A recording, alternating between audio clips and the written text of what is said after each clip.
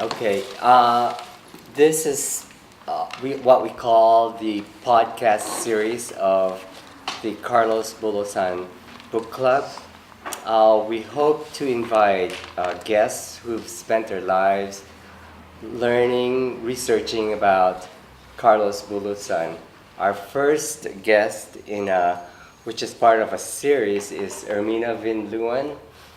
I'd like to thank her for agreeing to do this. I know I thought about inviting you because I know you've done quite a bit of work on Carlos Bulosan.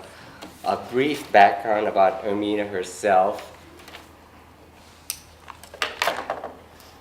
In the early 70s, she was part of the Teatro Campesino, the farm workers theater.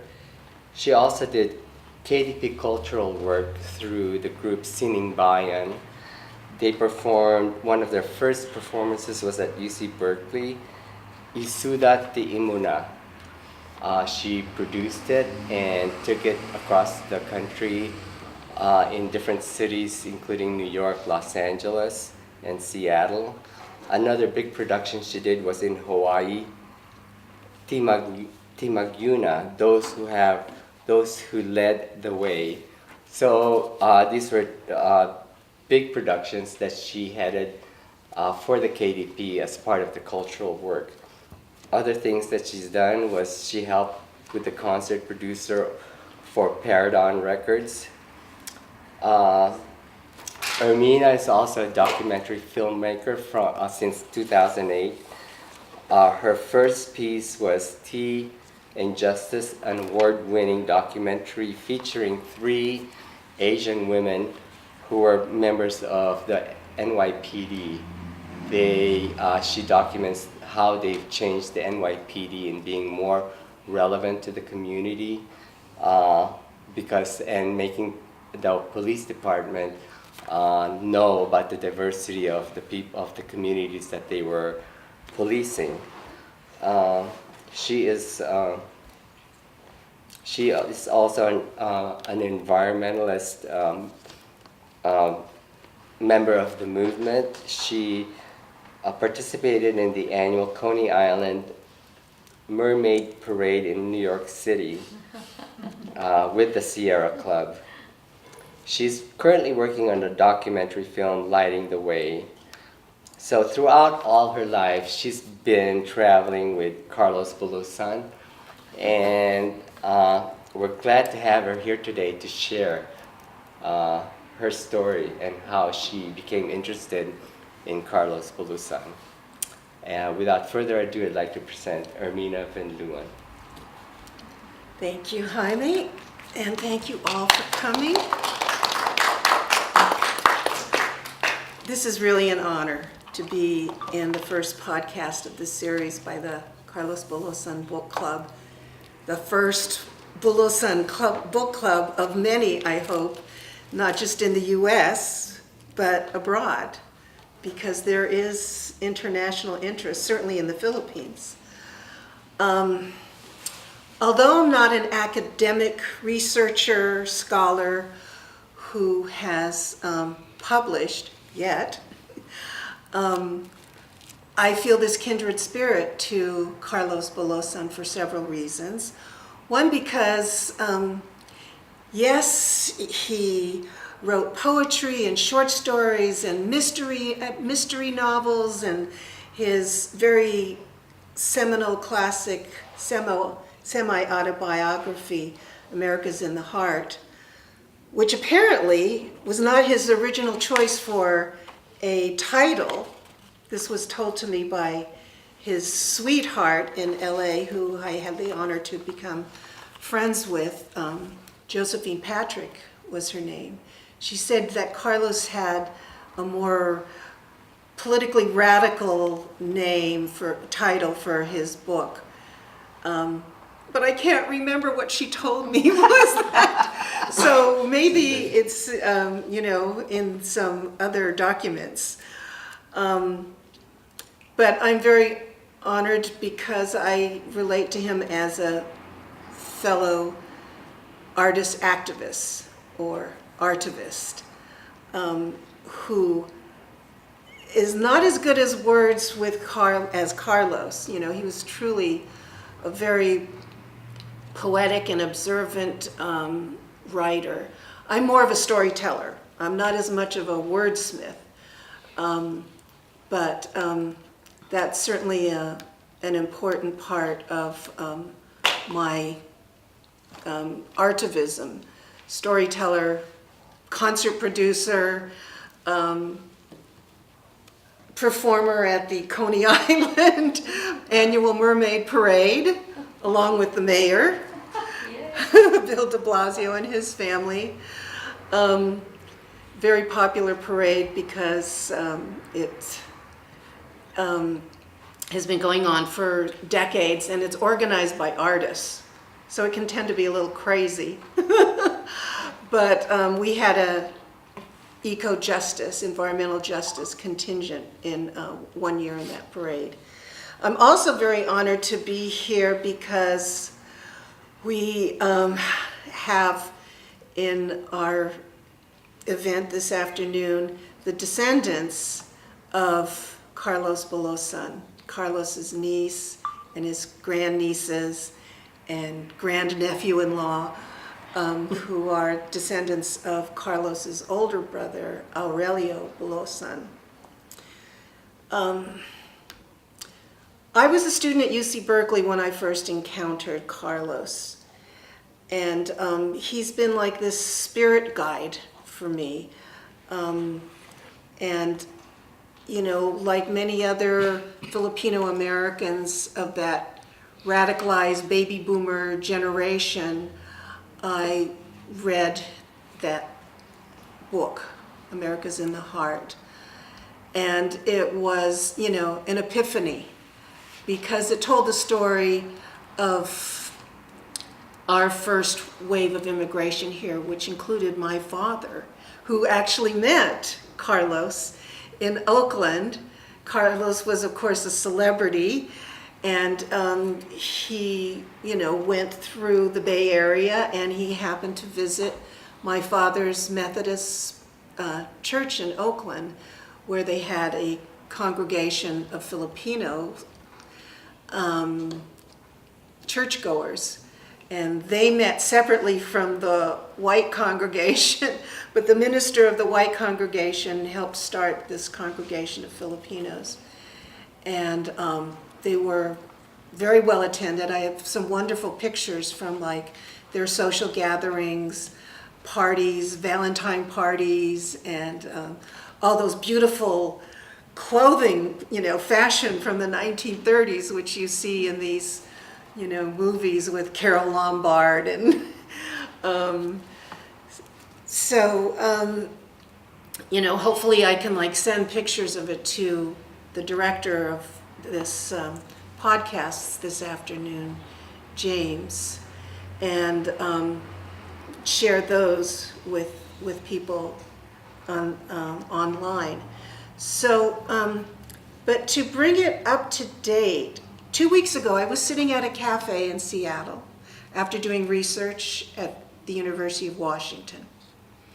I went there because although I had researched the ILWU archives and Carlos's archives, I had not had the chance to research this new acquisition of the library there, which was Aurelio Bulosan's correspondence that he received from his younger brother Carlos. So I was sitting at this cafe with Terry Mast, who's the Secretary General of the Union, which Carlos used to be an officer of, the publicity director, education director of the ILWU, which represented the seasonal Filipino American, mostly members of the Alaska salmon cannery industry. And so we're also talking, Terry Mass and I, with Cindy Domingo, who is one of the leaders of the Filipino American community in Seattle, as well as nationally, Cindy Domingo, and both of them had met ARIA because of the 2014 events at University of Washington and another university to commemorate Carlos's birth, 100th birth anniversary. So going back to sitting in this cafe, the three of us are talking. And then I noticed this young woman at a table next to us. Her face just lit up and she just perked up her ears and turned to listen, not to be nosy, but something that we were saying had perked up her ears. So after Terry, Cindy, and I were finishing our talk and getting up to leave, I have a tendency to be curious and inquisitive. I went up to this young woman and I told her what I had noticed, and she explained very excitedly that she knew about Carlos Bulosan because she had read America's in the Heart. She was like 20-something. She was a teacher. She was Caucasian. She had read Carlos's America's in the Heart at a multicultural studies class that she took in preparation for being a teacher in her college in the Midwest. So we exchanged information, and it's just so wonderful to follow in Carlos's footsteps. I feel like I'm on this, a lot of us are on this journey with Carlos. So we exchanged information, and then, but she talked about how, what a very moving emotional experience, as well as a very informative experience it was for her to read America's in the Heart. So many of us have had these epiphany type experiences. A historian friend, Terry Bautista in the Bay Area, when she first read it, she read it in one night. Part of the reason why she read it in one night is because she was sick with the flu. So she was at home in bed, and she read it through the night, and she said, laughing and crying, in various parts. So, when I wrote and directed a video on trade unionist martyr Jean Viernes, who grew up in the Yakima Valley, I felt that I was traveling not only in Jean's footsteps, who was also traveling in Carlos's footsteps. We and my videographer and friend were driving to Wapato, where Carlos and one of his best friends, Chris Mensalves, regularly traveled to the Yakima Valley, the town of Wapato, because it's a old Filipino-American community, and they were doing follow-up work, and they're organizing their labor organizing with the community there, who were seasonal workers at the Alaskan canneries, and who also harvested vegetables and fruit in the Yakima Valley. But before we arrived in the town, you drive from Seattle. It's a beautiful drive, and especially in the springtime when you see the hundreds of small waterfalls right by the freeway because of the snow melting. And you see the beautiful mountains, the Cascades, and then you go driving past the pastures and farmlands, and then you get to this desert on this bluff right above the Yakima Valley. And I had this epiphany, oh my God, this is the desert described in America's in the Heart, when Carlos and his friend, I forget the fictitious name he gave Chris Mensalves in the book, but he and Chris were escaping from an attack on the farm where they were working, an attack by racist vigilante types. And they, past midnight were hiding in this desert, among the desert with the tumbleweeds. So it's been a very enriching experience, using Carlos's life and meeting his friends. I had the opportunity to meet not only Chris Mansalvis, the president of the Cannery Workers Union at that time, and Josephine Patrick. So this recent trip that I had doing research at University of Washington, Bulosan archives, Carlos and Aurelio's archives, I also had a chance to visit Josephine Patrick's home and meet two neighbors of hers who were still alive, elderly women. Her next door neighbor was an African American woman whose family had bought this house next door to Josephine. And they, told all these wonderful stories about her. So it was through Josephine, I really appreciate, who brought me to Carlos's grave in 1976, when that grave marker was just this humble,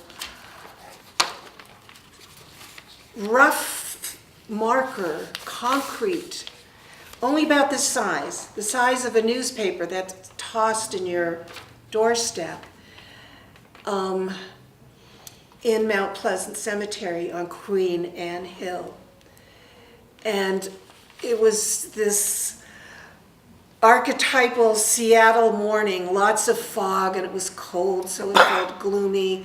And Josephine, Carlos's sweetheart, who was also in her own right a heroine, a labor organizer from when she was very young, who grew up in a Quaker family, and she worked with agricultural workers. And she was also a member of the Communist Party of the U.S. I almost said Philippines, maybe because she's an honorary member. I don't know.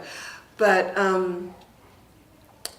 and also a very highly cultivated woman, sitting in her living room. It was so wonderful to be surrounded by her books.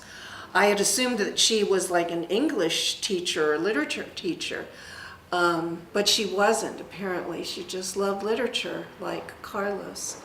So Josephine, Jo, took us to the cemetery, and she had trouble finding it because of the fog and because she was elderly, and I think because it was also a very emotional experience, and because the marker for the grave was so small and humble.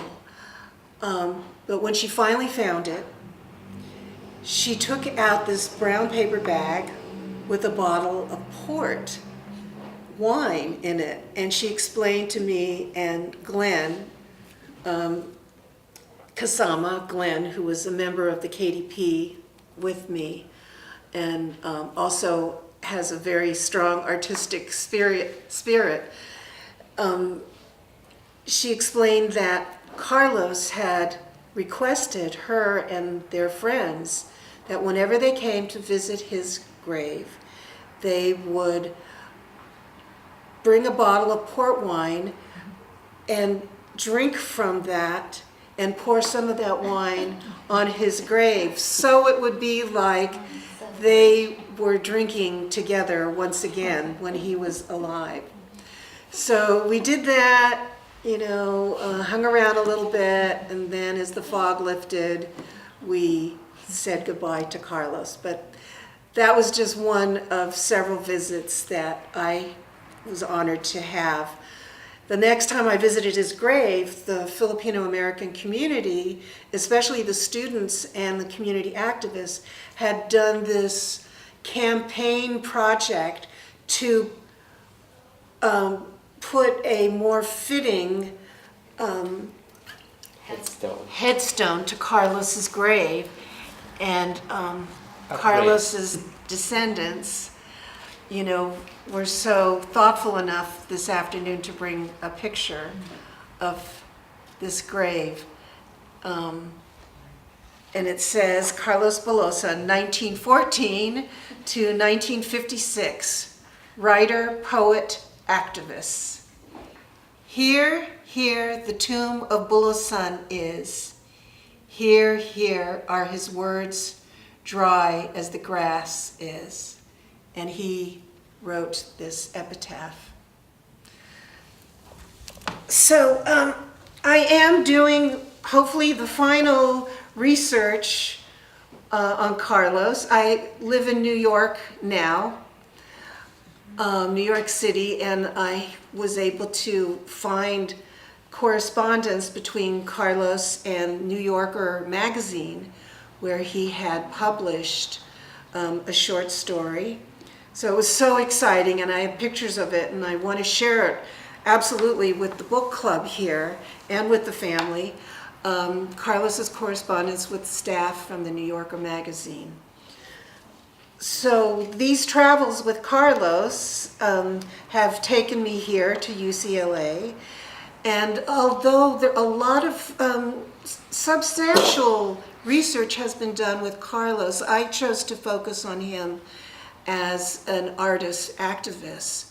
So I'm looking at the archives of two of his closest friends in Los Angeles, Carrie McWilliams and John Fonte, who Carrie McWilliams, they know, especially in New York, because he was editor for a number of years of The Nation magazine and has won several very prestigious journalist awards. In fact, one of my professors at New School in New York City was so excited when I presented him this book, America's in the Heart.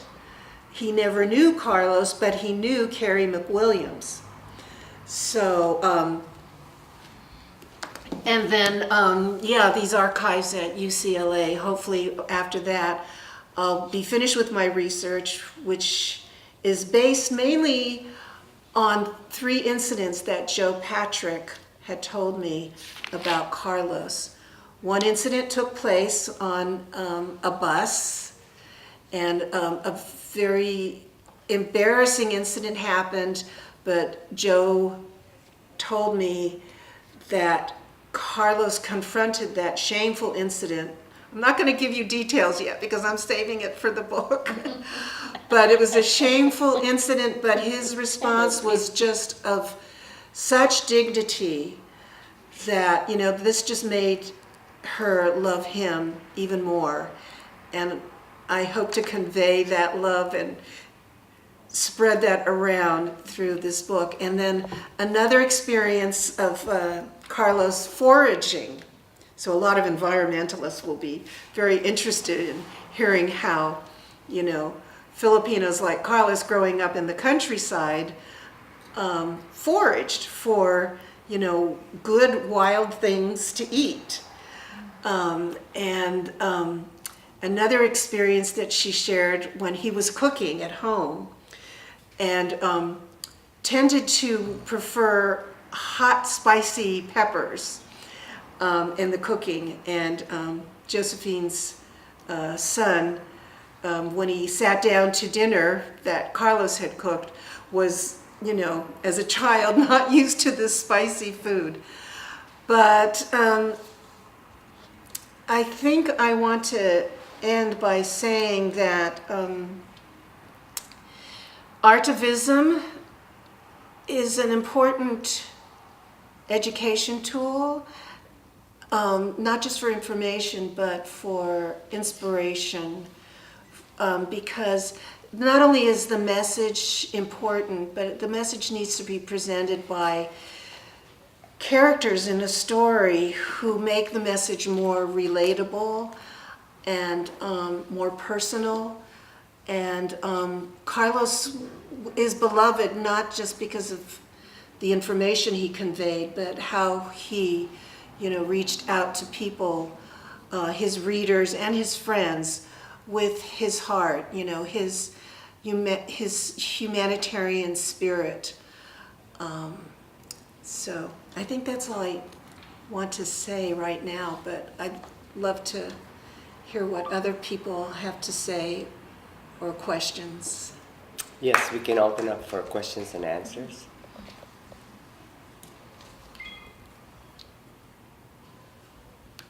Where were you born? I was born in Berkeley, California, Oh, in a hospital in Berkeley, but raised in Alameda, California, which I'm very concerned with because in 25 years it's going to be underwater. The physicist, geological physicist, one who's my brother-in-law, has told us, so rising seas because of the climate crisis is very important. So I want to duplicate the Coney Island Mermaid Parade environmental justice contingent at our annual July 4th parade in Alameda.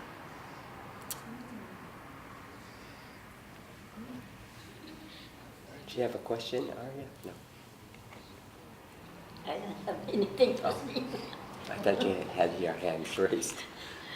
Well, I'd like to thank Ermena for coming down specifically to do this for the Oh wait, Echo I'm Park. sorry. I'm sorry. I just want to read excerpts from Carlos Bulosan to Aurea.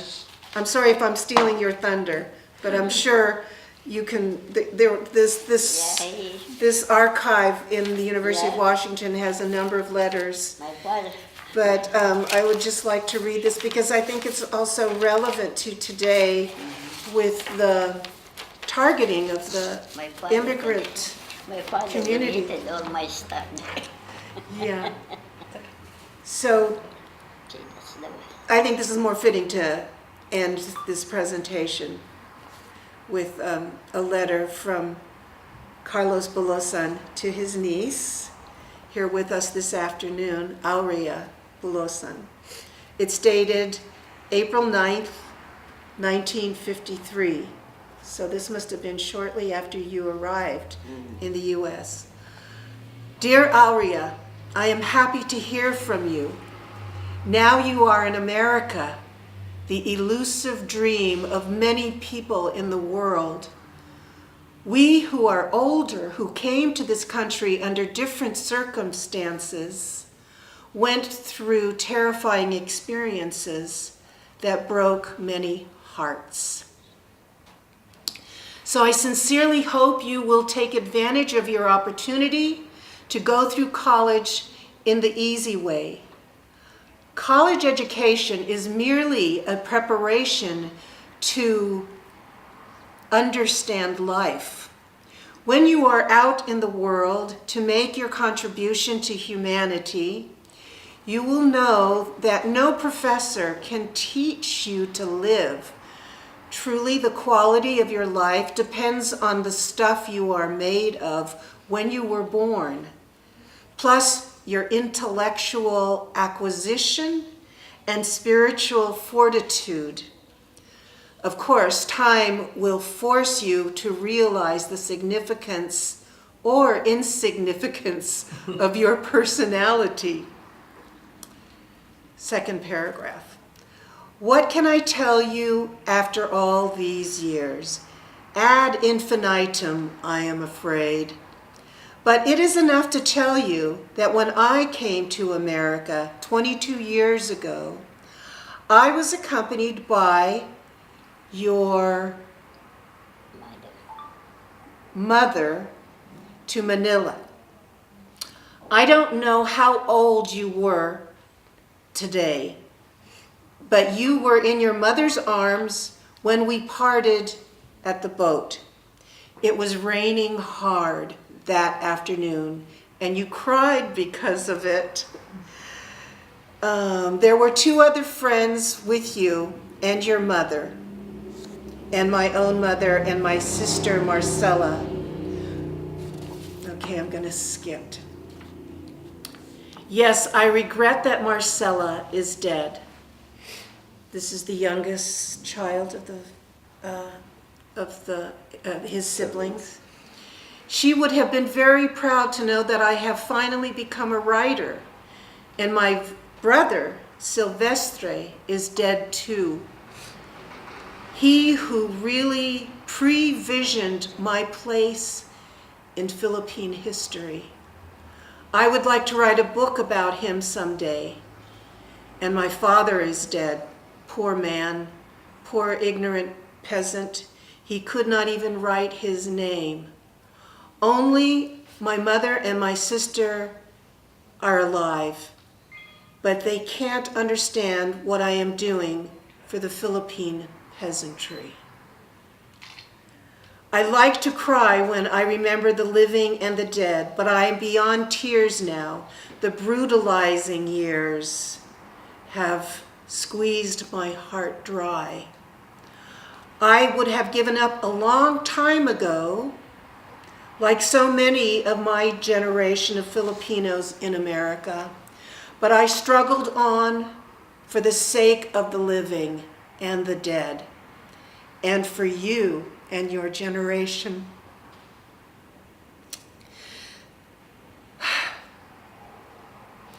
Because somehow I knew that I had to begin a heritage of heroism and courage. My body is weak and time has defiled it horribly, but I must go on. I must live because I have a great task to perform. Excuse me. Beautiful though.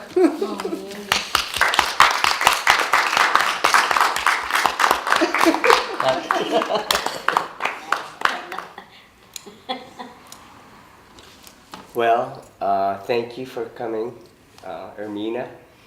And you are the first of a series that we hope to produce to fill in a lot of the blanks of Carlos Bulosan's life, which is rich and full, as noted in this personal letter to his niece. Again, thank you, and this ends the podcast.